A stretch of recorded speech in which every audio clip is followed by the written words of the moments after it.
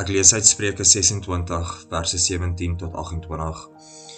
Iemand wat 'n kwaai hond sommer aan die ore pak, soos iemand wat woedend instorm in 'n rusie wat hom nie aangaan nie. Soos 'n mal mens wat dodelike pyle rondskiet, soos iemand wat 'n ander bedrieg en sê, ek speel sommer. Sonder hout bly 'n vuur nie brand nie. Sonder 'n kwaadstoker hou 'n rusie nie aan nie. Daar is houtskool nodig vir gloeiende kole, hout vir 'n vuur en 'n twis-siek mens vir rusie stook. 'n Geskinder is soos lekker kos, mense sluk dit so maklik.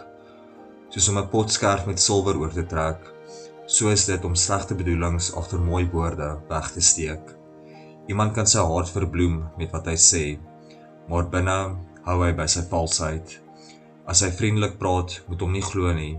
Hy is vol bose bedoelings.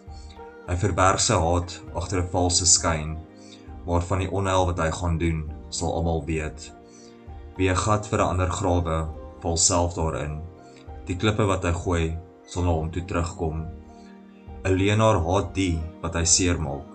'n Vleier bewerk 'n ander se ondergang.